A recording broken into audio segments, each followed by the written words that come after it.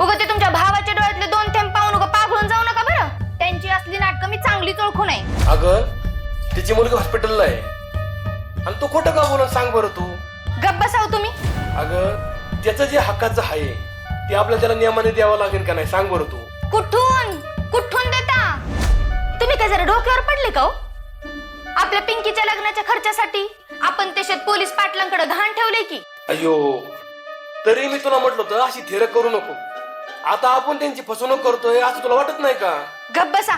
त्याची मुलगी हॉस्पिटलमध्ये आहे, ऑपरेशन करायचे, पैशाची गरज आहे त्याला आणि आपण असं त्याला मोकळ्या हाताने पाठवायचं बरं वाटतं का सांग बरं तू तरी. कुठून देता? एकुलती एक पोर आहे माझी. तिचं काय लग्न काय देवळात लावणार होता वय? तिच्यासाठी एवढं बी नको.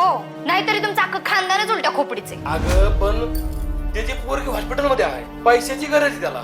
गप्प बसावं तुम्ही. एक शब्द बी बोलू नका. तुम्ही थांबा इथंच. बिलकुल बाहेर यायचं नाही हं? बाहेर याल ना तर याद राखाल बघा. त्याला बघते मी काय करायचं ते. अगं पण थांबा इथंच. एक शब्द बी बोलायचा नाही आणि बिलकुल बाहेर यायचं नाही. नाही तर बघा याद राखा. अगं पण थांब ना. अगं